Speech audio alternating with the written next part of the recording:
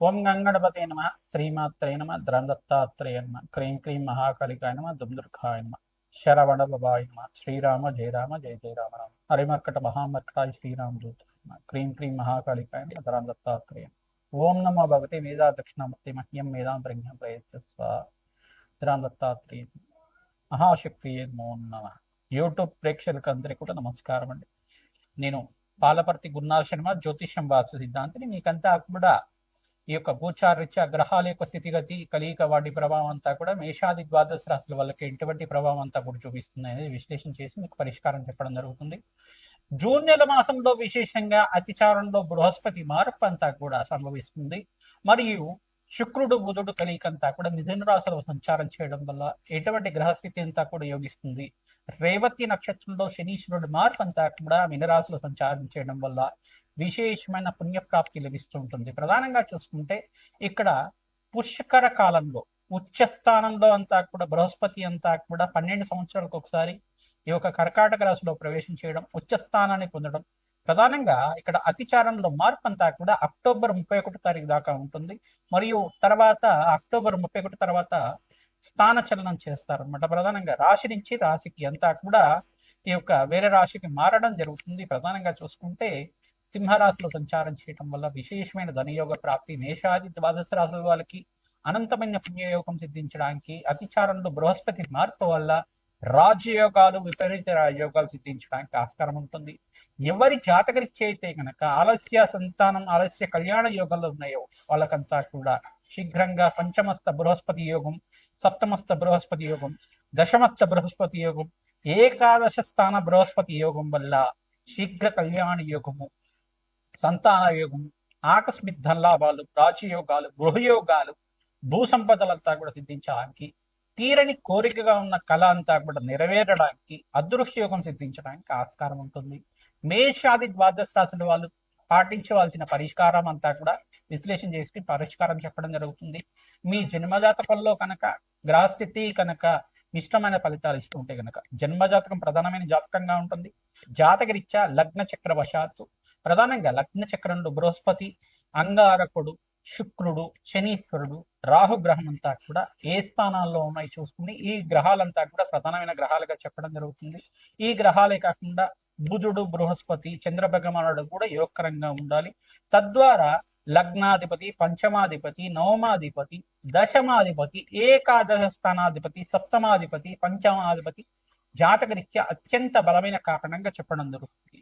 ప్రధానమైన గ్రహస్థితి అంతా కూడా చూసుకుంటే ఈ స్థానాలు బట్టి కేంద్రంగా చెప్తూ ఉంటారు.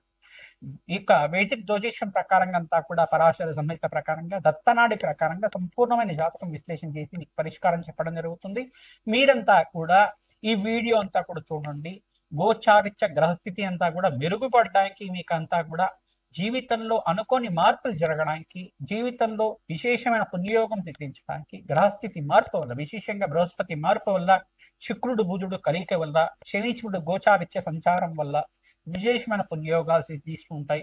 ఈ యొక్క కాలసర్ప దోష నివారణ గోచారిత్య కూడా రాహుకేతుల స్తంభంలో గ్రహాలు అంతా కూడా ఈ యొక్క మధ్యస్థానంలో ఉన్నాయి. ప్రధానంగా రాహుకేతు మధ్యలోనే మిగతా గ్రహాలన్నీ కూడా స్తంభంలో ఉన్నాయన్నమాట. కాలసర్ప స్తంభన అంటారు కిందంతా కూడా. ఈ గ్రహదోష నివారణతో ఎటువంటి పరిష్కారాలు ఆర్జించాలి, విశేషమైన పుణ్యయోగాలు అంటున్నారు, మా జీవితంలో మార్పులు కనబడట్లేదు, మరియు విశేషమైన గ్రహస్థితి అంటున్నారు, ఎంత సంపాదించినా కానీ అనుకున్న స్థాయిలో సంపాదన లేకుండా ఉంది, ఇటువంటి గ్రహస్థితి, ఇటువంటి ఇబ్బంది నుంచి బయటపడడానికి ఎటువంటి పరిష్కారాలు ఆచరించాలి.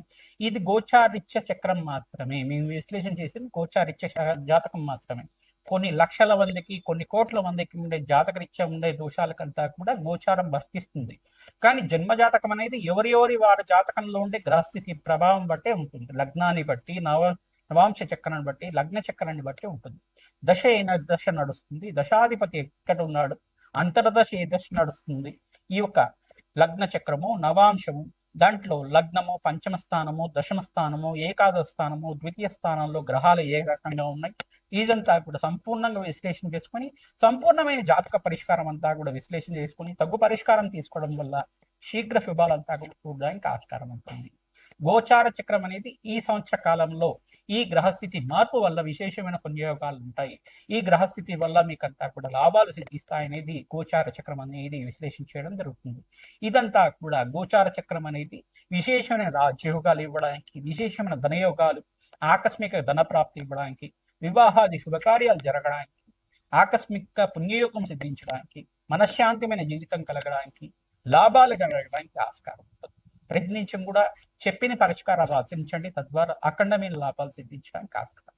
దత్తాత్రేయాయ స్మరణ మాత్రం సంతుష్టాయి. కుంభరాశి జాతకులకి జూన్ నెల మాసం 2వ తారీఖు నుంచి మీకంతా కూడా ధనయోగ ప్రాప్తి రావడానికి ఆస్కారం ఉంటుంది. అదృష్ట యోగంగా చెప్పడం జరుగుతుంది.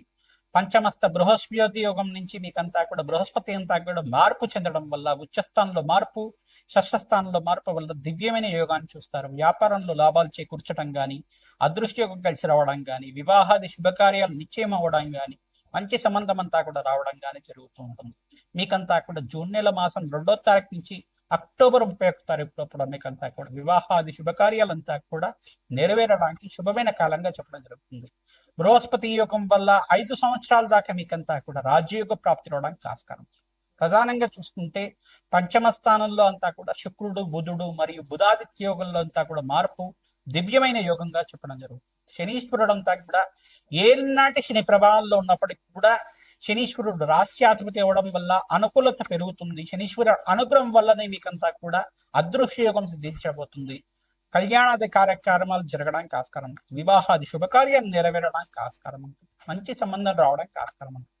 శనీశ్వర గ్రహదోష నివారణ తైలాభిషేకం చేయడం, తిలలు దానం చేసుకోవడం, కూష్మాండ దానం చేయడం, రావి చెట్టు దగ్గర పూజలు ఆచరించుకోవడం, రావి చెట్టు దగ్గర వృక్షరాగానికి అంతా కూడా ఉప్పు దీపానంతా కూడా వెలిగించి అక్కడంతా కూడా ఉప్పు దీపానంతా కూడా చేసి అక్కడంతా కూడా అఖండ దీపారాధన చేసిన తర్వాత ఖడ్గమల స్తోత్రాన్ని పఠనం చేసుకోవడం, దత్తాత్రేయ కవచాన్ని పారాయణం చేసుకోవడం, మహాలక్ష్మి కవచాన్ని పారాయణం చేసుకోవడం, మహాలక్ష్మీదేవి సహస్రనామాన్ని అంతా కూడా చదువుకోవడం వల్ల బెల్లము, చిమ్మిలి అంతా కూడా నివేదన చేయడం, అక్కడ చీమలకి ఆహారంగా పెట్టడం వల్ల అప్పుల బాధల నుంచి బయటపడడానికి ఆస్కారం ఉంటుంది. స్థిరాస్తి పెరగడానికి ఆస్కారం ఉంటుంది. దివ్యమైన గృహయోగం అంతా కూడా సిద్ధించడానికి ఆస్కారం ఉంటుంది. శుభకార్యాలు ఏం జరగడానికి, శుభకార్యాల కోసం, వివాహాది శుభకార్యాల కోసం కావచ్చు, వ్యాపారంలో అభివృద్ధి కోసం పెట్టుబడి పెట్టుకోవడం కావచ్చు, వ్యాపారంలో లాభాల కోసం ఖర్చులు విపరీతంగా పెరగవచ్చు. మరియు ఇక్కడ చూసుకుంటే వివాహాది శుభకార్యాల కోసం ఖర్చులు విపరీతంగా పెరుగుతూ ఉంటాయి. స్థిరాస్తి కోసం, గృహయోగం కోసం, భూసంపద కోసం ఖర్చులు విపరీతంగా పెరగడానికి ఆస్కారం ఉంటుంది. ఇటువంటి గ్రహదోష నివారణార్థం నవగ్రహ శాంతి పూజలు ఆచరించాలి. బగలామికి శాంతి హోమాది కార్యక్రమాలు, ప్రత్యంగరాదేవి శాంతి పూజలు, రాజశ్యామల యజ్ఞాధికృతులు, మేధా దక్షిణామూర్తి మూలమంత్ర సహితంగా హోమం ఆ కార్యక్రమాలంతా కూడా ఆచరించుకోవడం వల్ల దత్తాత్రేయ అనుగ్రహం కలుగుతుంది. మేధా దక్షిణామూర్తి స్వామివారి అనుగ్రహం కలుగుతుంది. గురు కటాక్షం సిద్ధిస్తుంది. జాతకరీత్యా దోషాలకు పరిష్కారం ఆచరించండి. ప్రధానంగా చూసుకుంటే లగ్న చక్రవశాత్తు మీకంతా కూడా కుంభరాశి జాతకులంతా కూడా ఎటువంటి లగ్నమైనప్పటికీ కూడా లగ్న చక్రవశాత్తు మీరంతా కూడా పంచమ స్థానము, సప్తమ స్థానము, దశమ స్థానము, ఏకాదశ స్థానాల్లో జాతకరీత్యా ఈ గ్రహాలంతా కూడా ఉన్నాయి. ఈ గ్రహాలకి శాంతి పూజలు ఆచరించుకోవడం వల్ల దివ్యమైన యోగం సిద్ధించడానికి ఆస్కారం. కుంభరాశి జాతకులు రాశి రీత్యా చూసుకుంటే శనీశ్వరుడికి, బృహస్పతికి, శుక్రుడికి, అంగారకుడికి, బుధ భగవానుడికి శాంతి పూజలు ఆచరించుకోవడం వల్ల జాతకరీత్యా ఉన్న సకల గ్రహదోష నివారణ అవడానికి ఆస్కారం ఉంటుంది. విశేషమైన పుణ్యయోగము, అదృశ్య యోగము, మహాలక్ష్మీదేవి స్థిర నివాసం కలగడానికి ఆస్కారం ఉంటుంది. ధనయోగ ప్రాప్తి కలగడానికి ఆస్కారం ఉంటుంది. ఈ సంవత్సరంలో